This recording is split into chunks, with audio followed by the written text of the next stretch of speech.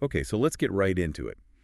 Today we are doing a deep dive into what feels like a massive structural crisis hitting the entire accounting profession. It really is. It's a transformation being driven by these two huge, almost contradictory forces. Right, so on one side, you've got these crippling staff shortages, just persistent year after year. It's stressing out firms everywhere. And on the other side, you have the exact opposite pressure. AI and automation, which are just accelerating everything, the speed, the scale of every single process. And these aren't just, vague ideas. We're talking hard numbers.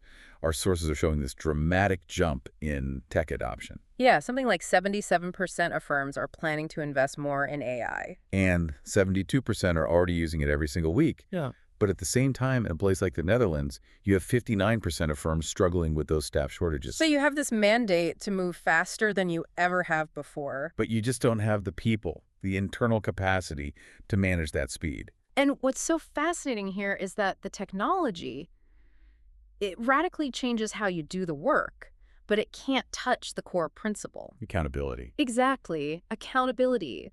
You can automate the execution, but you absolutely cannot automate responsibility.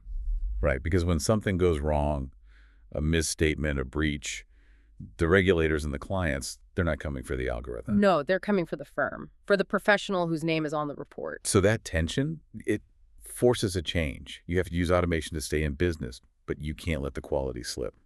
Which brings us right to the mission for this deep dive. We need to explore how the leading firms are actually bridging this gap. And they're doing it by building this dedicated organizational safeguard. They're calling it the human control layer.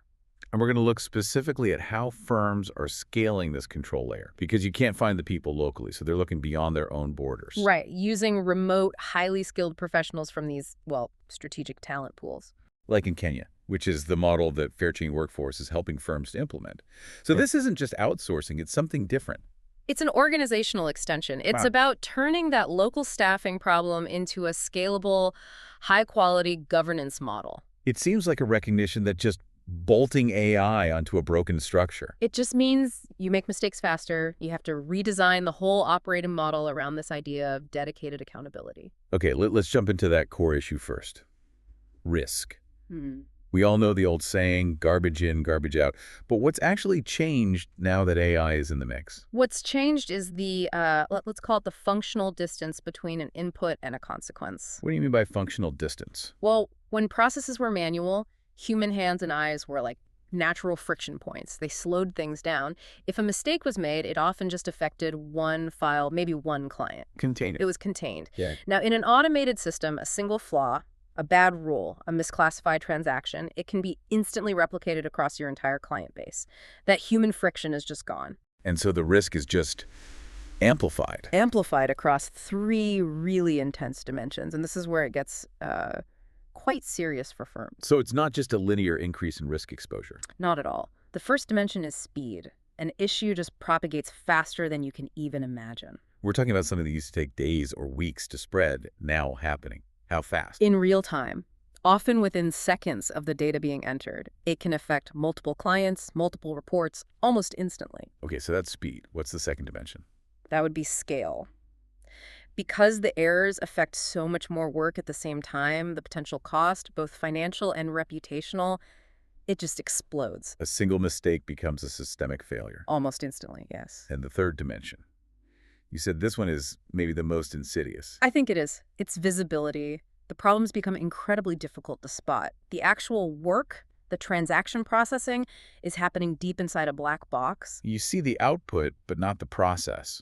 Exactly. You see the journal entry, you see the final number, but you don't see the complex set of rules and algorithms that produced it. So we're dealing with a system that creates errors faster, distributes them wider, and then hides them from view.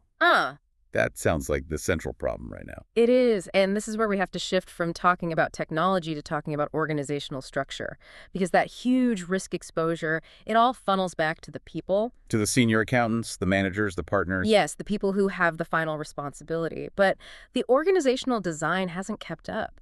So many firms, they automate the bottom layer, the execution, but they keep all the responsibility concentrated right at the very top. And what does that look like in reality? It looks like enormous, unsustainable pressure, especially during busy season. You see stretched review capacity, you see rushed sign-offs, weaker controls because people just don't have the time. And that's measurable, right? Our sources flagged a really stark figure here, that employment satisfaction for professionals drops to an average of 7.0 during busy season. And that's not just a morale issue. You have to see that as a direct risk indicator. How so? Connect those dots for us. Well, that 7.0 score is a symptom of burnout. And that burnout is caused by being swamped with manual exceptions while also being responsible for the integrity of these massive automated systems. And when people are overloaded and unhappy? They cut corners. They rush checks. They skip reviews. So things like inconsistent postings or missing documents, those aren't technical glitches. They're failures of organizational design that weaken your controls when you need them most. So the whole role of the accountant is being reshaped. It's less about doing the work and more about safeguarding the output. Absolutely. The modern accountant spends way less time on, data entry and manual corrections. Their job is to be a guardian of integrity. Which means more time spent on Validation, interpretation, risk assessment, and ultimately accountability. The value is in the professional judgment, not the keystrokes anymore. Okay, so if the professional is shifting from a processor to a guardian, you can't just ask them to fit that into their already packed schedule. You can't. You need a structure that actually supports this new priority. Which brings us perfectly to this central idea, the human control layer. Right. To manage an automated firm properly, you need to think in 3 distinct layers. You can almost visualize it as a pyramid. Okay, so what's at the bottom? The foundation. Layer 3, the foundation, is execution. This is where the AI lives. It handles all the high-volume tasks, invoice processing, bank reconciliations, standard reports. This is where you get your speed and efficiency. The high-speed engine room, basically. So what's layer 2 sitting right on top of that? Layer 2 is control. This is the human control layer.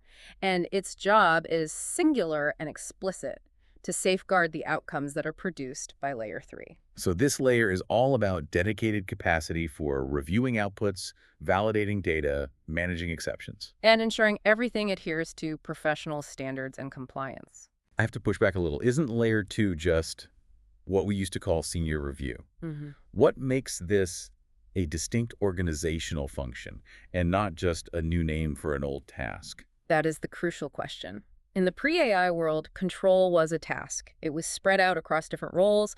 A junior checks their own work, a senior checked it again. It was an add-on duty. And now? In the automated world, control has to become a dedicated organizational function. Its main job, its whole reason for being, is to own the quality of the automated results. So it needs its own team, its own structure. Its own KPIs, focused purely on quality and managing exceptions. It's the difference between a busy partner rushing a check at 10 o'clock at night and a dedicated professional whose entire job is to validate these automated outcomes. That makes sense. It's a dedicated safety net. Exactly. It lets the AI run fast because you know it's there. So what's at the top of the pyramid? Layer 1. That is expertise. This is the stuff that can't be automated. Strategic advice, complex problem solving, client relationships, and of course, the final professional sign-off. So when execution is automated and control is solid, expertise is freed up. It's freed from fighting fires and chasing down exceptions all day. The strategic outcome here seems really powerful. You get scalable execution with AI, reliable control from the dedicated function. And expertise finally has the time to focus on high-value advisory work, which is what clients really pay for. It also addresses the root cause of that 7.0 satisfaction score we talked about. How so? You take the pressure off the senior staff, but you also provide high-quality, focused work for the people in that control layer. It's better for risk, it's better for quality, and it's better for the people across the entire firm. Okay, conceptually, this makes perfect sense. We need this dedicated control layer. But how? How do firms actually build it when they're facing these huge local staff shortages? And that's the pivot point, isn't it? If you can't find people locally to do the basic work, how can you possibly staff a specialized control function? Yeah. The solution requires a shift in how we see capacity. We have to stop thinking of control as something that has to be geographically bound and start seeing it as a function that can be staffed by high-caliber professionals who are integrated remotely. As an organizational extension. Precisely. And this is where that FairChain workforce model comes in. So let's be clear, this is not traditional outsourcing where you just, throw work over the wall to cut costs. Absolutely not. This is about deep integration. FairChain Workforce focuses on building long-term remote team members who are plugged directly into the firm's own tools, their workflows, their culture. They function like full-time colleagues. And the sources point specifically to Kenya as the strategic talent pool for this. Why Kenya? What makes it such a high-value resource for this specific function? There are a few really key reasons, and it goes way beyond just labor cost. First, there's a deep professional talent pool there. Over 40,000 CPA-qualified accountants available. But it's the quality of that qualification that matters. Right. It's crucial. Their professional qualification includes full, in-depth training in IFRS International Financial Reporting Standards. For our global audience, the standard of that training is comparable to, say, the Dutch RA level. So they're skilled in complex audit-ready practices from day one. Yes. This isn't just about handling basic transactions. It's about providing high-fidelity control with an understanding of international standards. That solves the technical gap. And what about the practical side? Collaboration. Seamless. English is an official language, and it's the primary language of their professional training. That combination lets firms scale their control layer with professionals who are technically ready and can integrate culturally without friction. And we should probably touch on the ethical framework here, because that seems pretty central to making this a long-term sustainable model. It's fundamental. The model is built on creating real, life-changing career opportunities. It ensures workers earn fair wages, more than the local average for that job, and it invests heavily in training everyone to European standards. A stable, motivated team is a better control function. Of course, control is stronger when it's staffed by motivated professionals who see it as a long-term career. Okay, let's make this really tangible. Let's look at the human control layer in action. Case study 1 is with a firm called Finquesto. Right. Finquesto is heavily automated. They use AI inside platforms like Exact Online to generate booking proposals at incredible speed. That's their layer 3, their execution. But without that oversight, they're exposed to all that risk we talked about earlier. Exactly. So that's where their accountant, Asfa Melkamu, comes in. He works remotely and is integrated as their dedicated layer 2 professional. So when the AI suggests an accounting entry, ASFA is the human safeguard. That's his role, pure control. Before anything is finalized, he reviews and validates those AI-generated bookings. He corrects exceptions, he confirms the reconciliations. But here's what's really interesting. It's not just a check, is it? No, and this is the key strategic advantage. By consistently reviewing and correcting the AI's output, ASFA is actively helping the system learn. He's improving the model over time. So it's a feedback loop. Human judgment teaching the machine in real time. Exactly. That continuous embedded human oversight is the only way to manage quality when your AI is constantly evolving. The firm stays accountable, but the system itself gets smarter. Fascinating. Let's look at the second case, Bilanx Accountants and Advisons. This is a bit different, more about complex preparatory work. Yeah, Bilanx's problem was that their local staff were just drowning in prep work during year-end. So they integrated Mercy, a CPA-registered accountant, to support that critical layer 2 work. And she's using some pretty specialized tools, right?